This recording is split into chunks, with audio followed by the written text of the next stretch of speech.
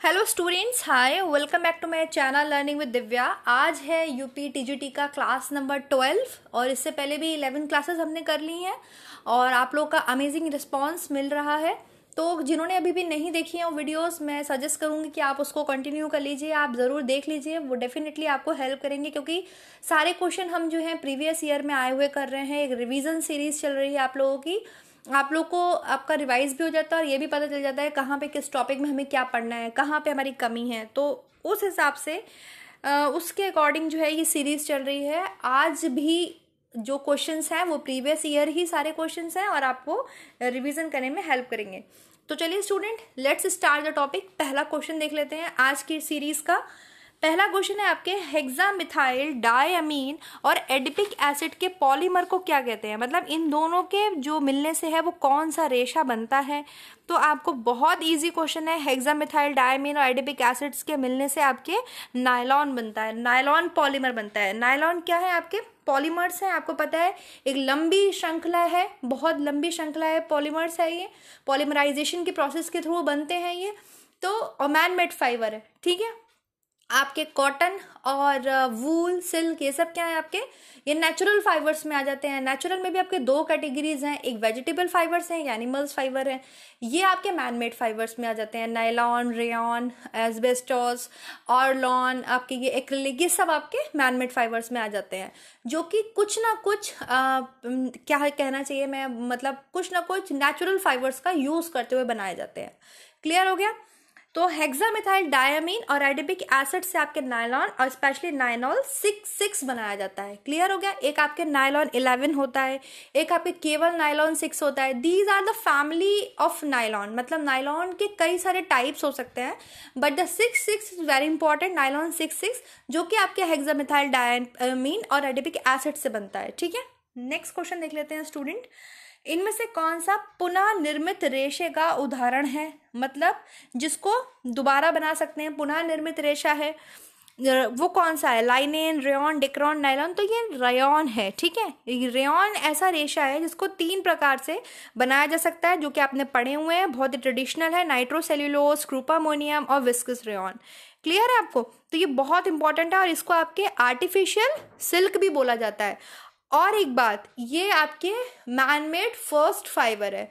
अगर आपसे पूछा जाए कि मानव द्वारा बनाया गया पहला रेशा कौन सा है, तो वो रेयॉन ही है। कई जगह पर आपको नायलॉन भी आंसर मिलेगा, लेकिन मेरे हिसाब से वो नहीं होना चाहिए, रेयॉन आंसर होना चाहिए। क्यों? क्योंकि इसके बारे में भी हम बात कर लेते हैं। देखिए, अगर हम इसकी हिस्ट्री पढ़ते हैं रेयॉन की, तो इसकी जो सबसे पहले खोज थी वो 1664 में रॉबर्ट हुक के द्वारा ही कर दी गई थी, ठीक है।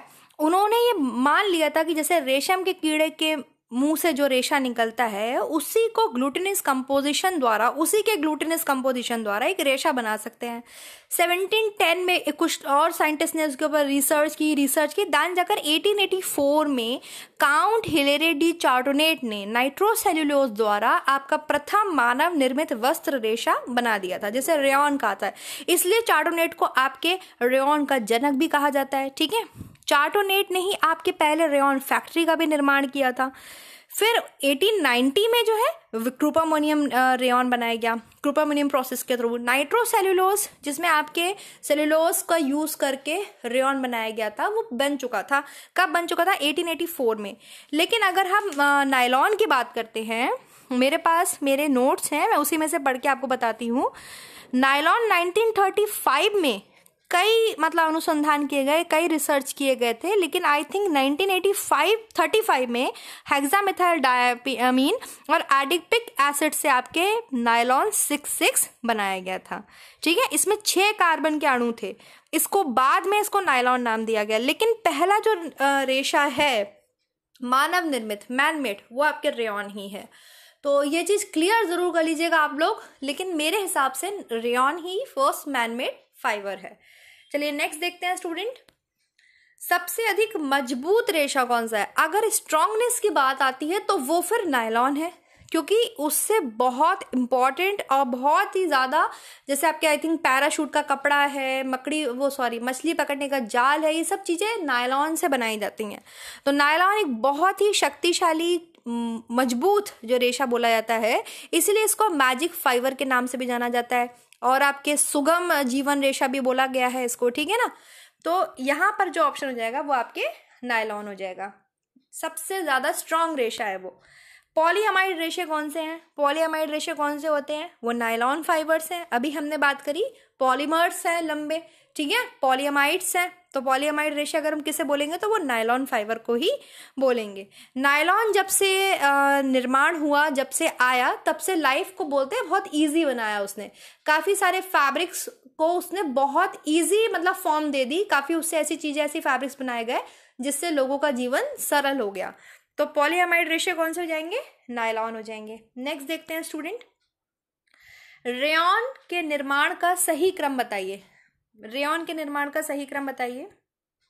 एक सेकेंड, ये कुछ ऑप्शंस आपके सामने दिए हुए हैं तो आपको बताना है। देखिए, सबसे पहले आपके आ जाएगा डुबाना, मतलब स्टिपिंग, ठीक है, इसको बोलेंगे आपके स्टिपिंग, डुबाना। देन फिर आ जाएगा आपके श्रेडिंग, मतलब टुकड़े करना, ठीक है। देन आ जाएगा आपके ageing, ageing as it is लिखा हुआ है।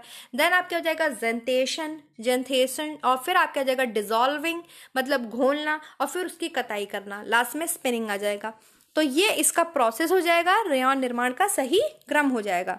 इसके अलावा आपके जो रेयॉन के 3 टाइप्स हैं आपने पढ़े हैं, नाइट्रोसेलुलोज मैथड है, विस्कस का मैथड है, क्रूपामोनियम मैथड है, और तीनों में थोड़ी थोड़ी सी निर्माण की विधि जो है वो थोड़ी थोड़ी सी अलग है, तो वो आपको बहुत ध्यान से पढ़नी है। मैं कोशिश करूंगी कि मैं रेयॉन, नायलॉन को अलग वीडियो में अलग अलग करके पढ़ा दूं।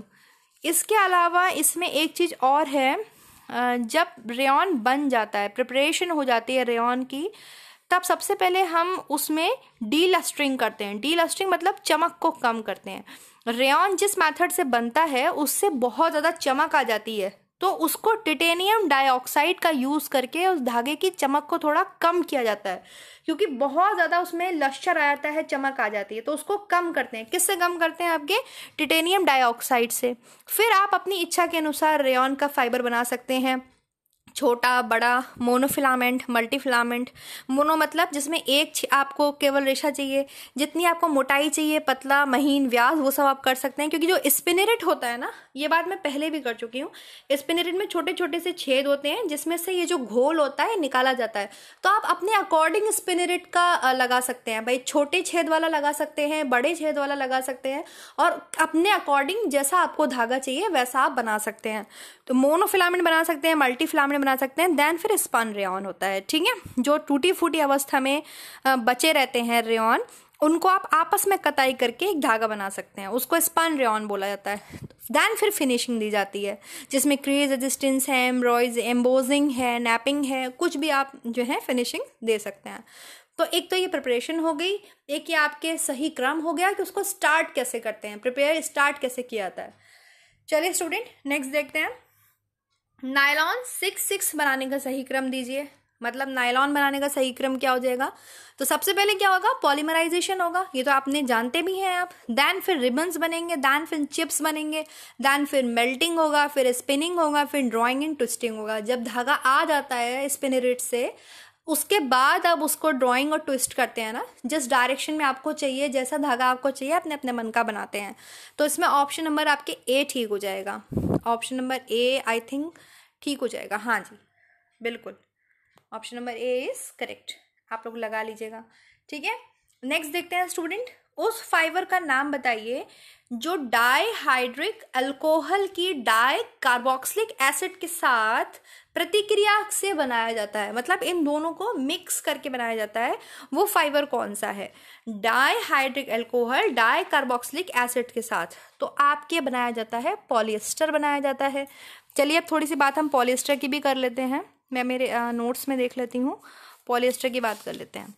पॉलिएस्टर का अपना एक बहुत इतिहास रहा है, और इसमें आपके जो है पॉलीमर्स होते हैं, पॉलीमराइजेशन होती है।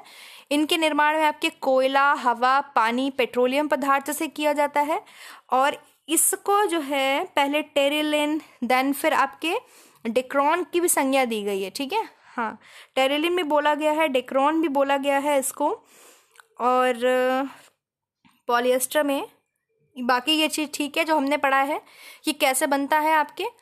एल्कोहल के साथ क्रिया करके बनाया जाता है और डाइहाइड्रिक एल्कोहल और ड्राई कार्बोक्सिलिक एसिड की प्रतिक्रिया से इसके पॉलीमराइजेशन मिलते हैं। ठीक, तो ये आपका ऑप्शन ठीक हो जाएगा, पॉलिएस्टर। नेक्स्ट देखते हैं स्टूडेंट, एस्बेस्टस के तंतु कैसे होते हैं। एस्बेस्टस भी आपके एक खनिज तंतु है। ठीक है, ये ताप के बहुत अच्छे कुचालक होते हैं। इनसे आपके जो भी फायर एक्सटिंग्विशर फैब्रिक्स जो होते हैं वो तैयार किए जाते हैं। ये आपके फायर को बॉडी के अंदर नहीं आने देते हैं, तो बहुत अच्छे होते हैं। क्या बोलते हैं, खनिज तंतु बोलते हैं। तो अभी मैंने बात करी कैसे तंतु हैं, ये मिनरल्स फाइबर्स हैं। डी ऑप्शन ठीक हो जाएगा।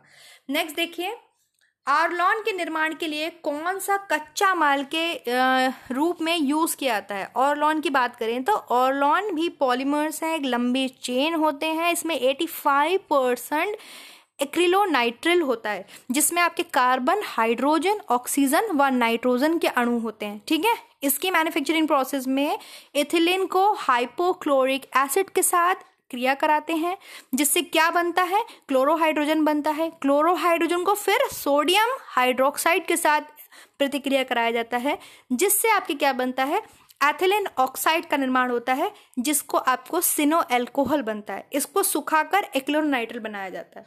तो अभी आपको कुछ तो मिला होगा, क्या मिला होगा, ऑरलॉन के निर्माण के लिए जो यूज किया जाता है वो क्या है, एक्रिलोसाइट्रॉयल बोल दीजिए, एक्रिलोनाइट्रिल बोल दीजिए। Option number B is correct. पूरी प्रोसेस मैंने आपको बताई, मैं फिर से रिपीट कर देती हूँ इसे कि इथिलीन को हाइपोक्लोरिक एसिड के साथ पहले हम क्रिया कराते हैं, हमें क्या मिलता है उससे, क्लोरोहाइड्रोजन।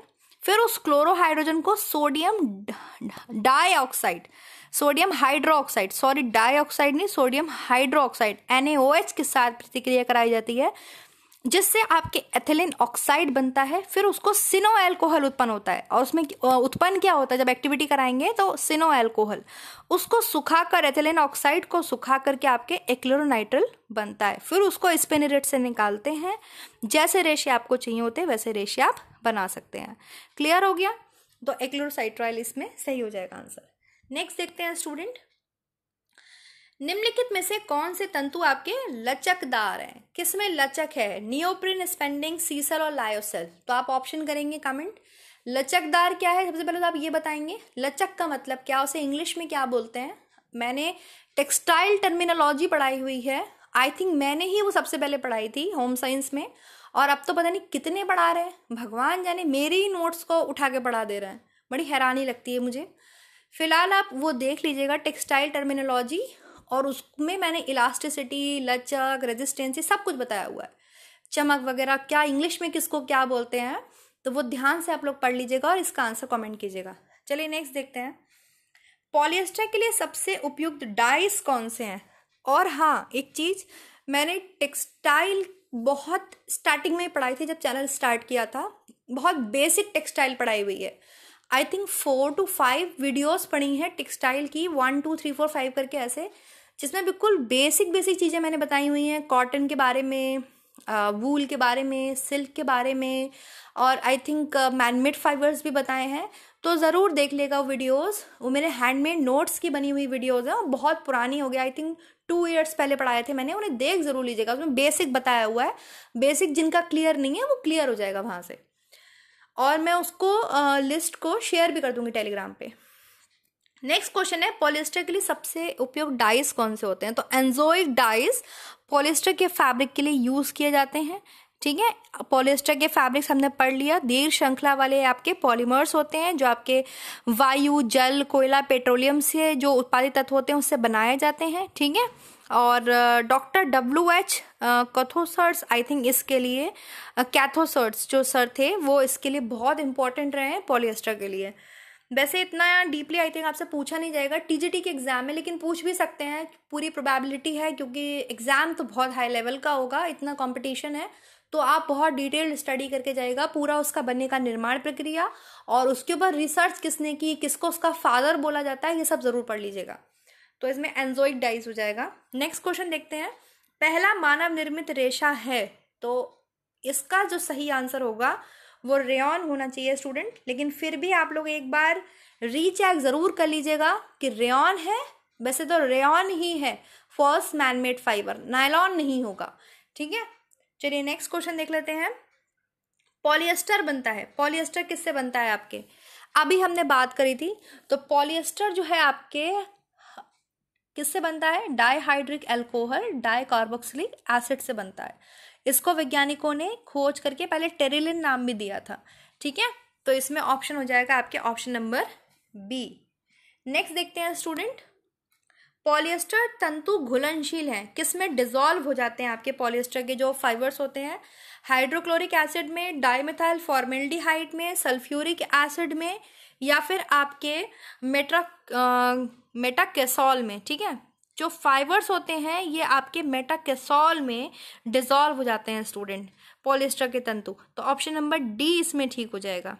क्लियर हो गया, जो मेटाकेसॉल होता है एमकेसॉल उसमें घुलनशील होता है, डिसॉल्व हो जाता है। ऑप्शन नंबर डी ठीक हो जाएगा। नेक्स्ट देखते हैं, विनाइडल क्लोराइड से क्या बनता है। विनाइडल क्लोराइड से आपके, या विनाइल क्लोराइड, नॉट विनाइडल, इज विनाइल, विनाइल क्लोराइड से आपके टेरिलिन बनता है। चलिए थोड़ा सा टेरिलिन के बारे में भी देख लेती हूँ मैं, 1 मिनट दीजिएगा मुझे।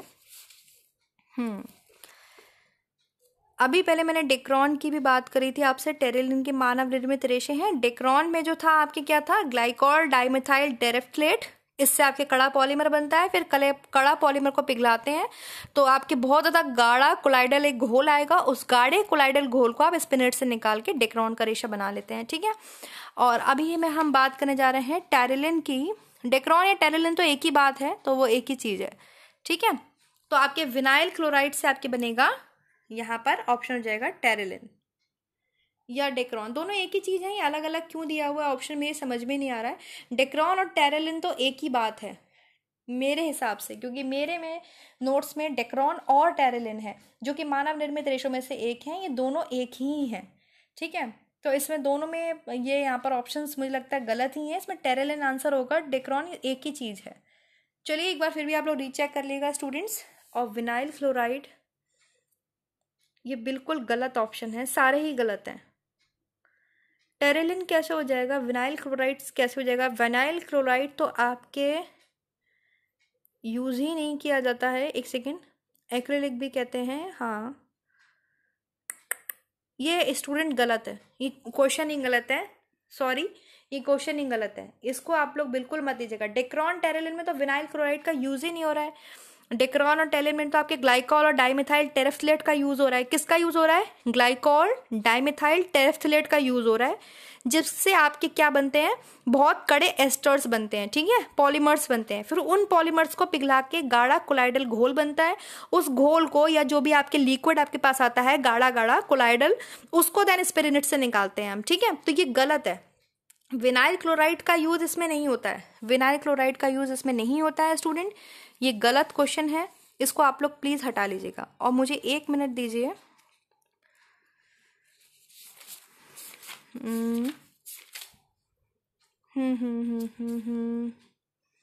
डाइमिथाइल टेरेफ्थलेट ही हो गया आपके डेक्रॉन में, ये गलत क्वेश्चन है। चलिए नेक्स्ट देख लेते हैं, इसको हटा लीजिएगा आप लोग, ये मत कीजिएगा, इसमें कोई भी ऑप्शन सही नहीं है, ये सब गलत है।